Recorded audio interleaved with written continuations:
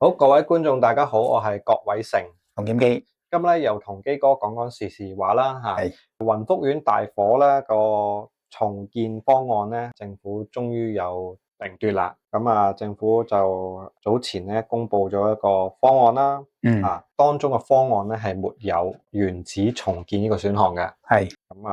其實佢會有俾咗其他嘅選擇啦，包括咧就係將雲福苑嘅一個業權出售翻俾政府。係尺價咧就分補地價後嘅尺價啦，同埋未補地價前嘅尺價嘅。咁出售俾政府之外咧，咁你係攞咗筆錢啦。你亦都咧有政府有一個叫做特銷嘅計劃。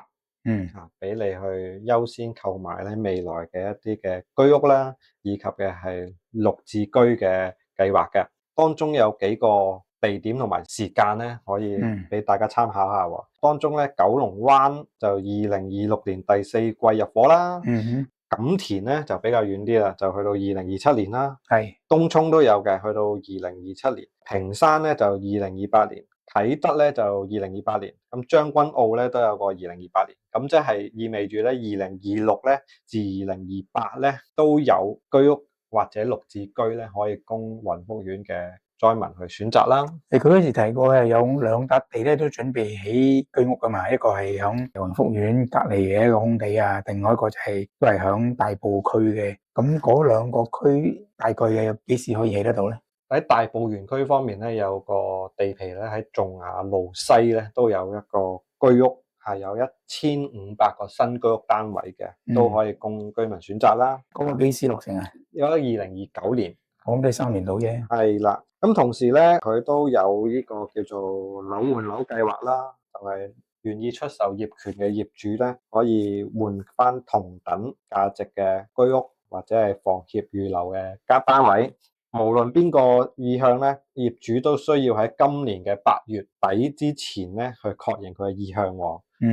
咁基哥，你又覺得呢個方案算唔算係完善，而且包括咗大多數人意見咧？除咗冇咗原址重建，係嗱，原址重建本身係咪要做咧？陣間我哋傾下。不過響唔講原址重建之外咧，即係話響未來嘅幾年咧，居屋佢哋係最首選嘅。即係我以前我都提嗰個方案俾政府啊，即係話呢班人應該攞到超級目標，即係話咧未來嘅居屋一出嚟咧，佢哋最優先咧去揀樓啊，買樓啊咁。呢個就係相類似啦。呢個我覺得 OK 嘅。同埋呢個亦都係德政之一。第二咧就係話咧係樓換樓咧，就呢一個嘅條件係唔夠嘅，我要加埋尺換尺。即係你樓換樓，譬如話你燒咗唔見咗一層樓，我俾翻層樓你啦咁。我以前咧400尺嘅，你俾翻層係原來得200尺，即係我400尺俾到我嘅錢咧，即係10500蚊咧。如果我供滿咗之後嘅樓咧，揸住10500蚊咧，我只能夠買翻200尺，咁我咪縮咗水一半啊？咁我覺得會唔會係我哋加埋樓換樓尺換尺咧？即係話我以往係400尺嘅，我將來買翻嘅居屋係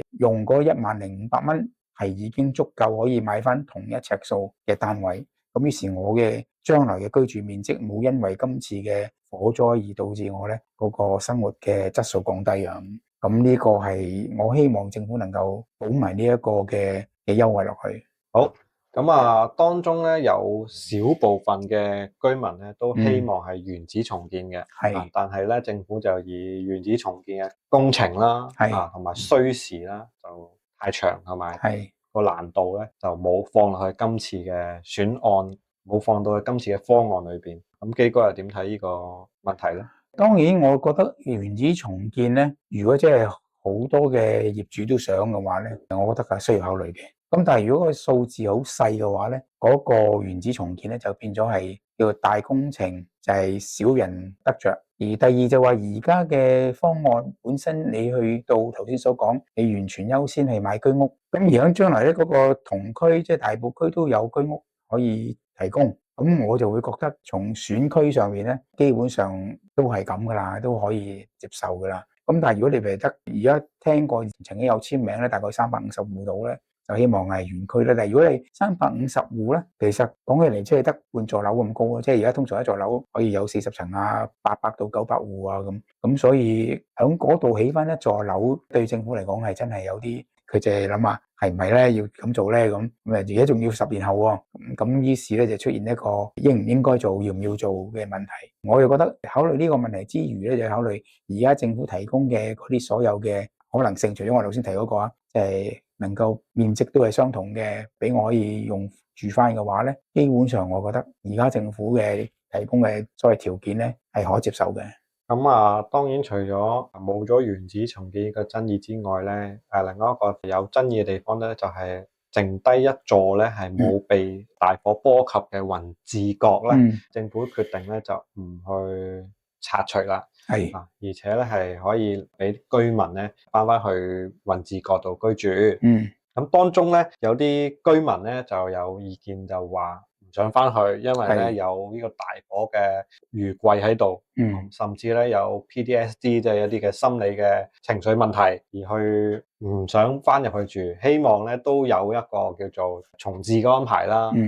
咁基哥又點睇呢單嘢咧？嗱，如果一座樓佢本身唔係危樓而要去清拆嘅話咧，通常有3個可能性。第一個可能性咧就係佢自己嗰座樓嘅所有業主加埋一齊組織一間公司，而一間公司咧就決定咧係將佢拆咗，重新再起過。咁當然過程要向政府申請啦，然後跟住咧就自己按翻你原有你擁有嗰個份數咧，就分翻即係新起嗰座樓嘅幾多份咧係屬於你嘅。咁呢個方法。第二種嘅情況咧就係話有啲發展商要收購呢一座樓去清拆重建，係用強拍嘅方法。咁佢起碼要收到咧70%以上嘅業權咧，佢先能夠做到呢一樣嘢。咁當然到時究竟宏志苑嘅業主有冇70%肯做呢一樣嘢咧？第一，第二就係當然有冇發展商要做咧？咁當然到時個收購價大家斟嗰下過程咧係咪斟得掂咧？咁我哋好市區有好多，譬如深水埗好多呢啲咁嘅舊居重建係由發展商收購去做嘅話咧，一斟就斟10年嘅。咁其實啱啱基哥所講嘅都好重要嘅。咁即使咧有真係過半數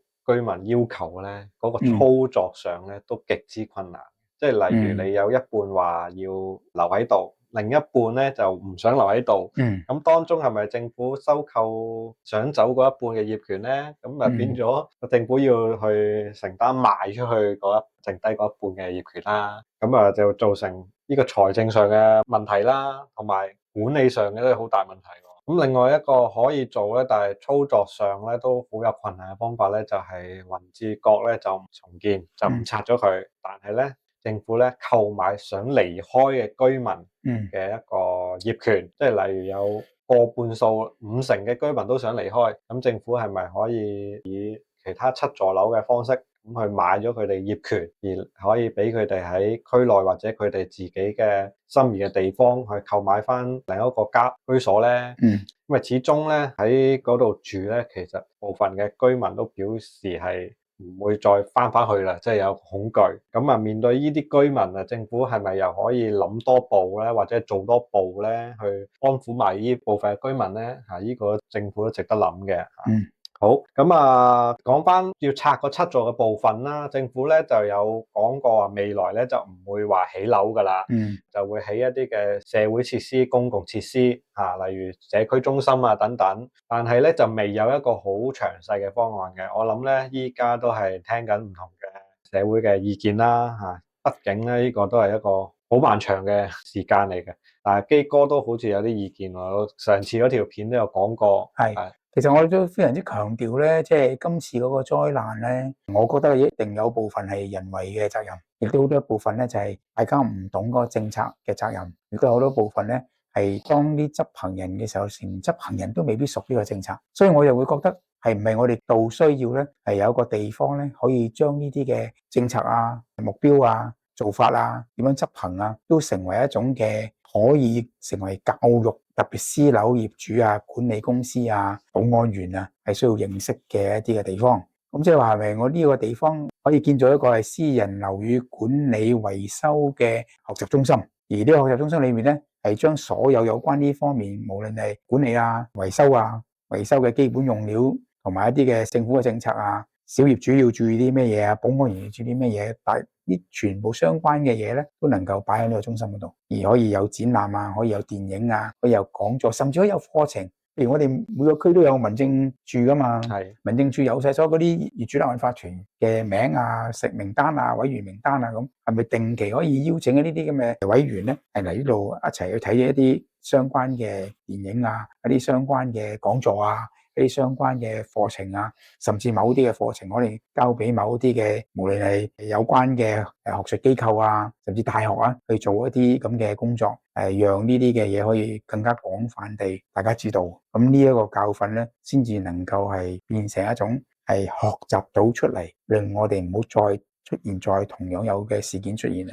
咁啊，希望未來咧雲福苑嘅重建方案嘅一個推進咧，係真正吸收到即係居民嘅意願啦。當然，嗰7座居民嘅安置係十分重要啦。剩低嗰一座話唔拆嗰座嘅雲志閣嘅居民咧，都唔可以忽視嘅。我哋希望未來政府可以聽到我哋嘅意見，又可以喺個重建方案度有所嘅改善啦。咁我哋呢條片咧嚟到呢度，我哋下條片再見啦，拜拜。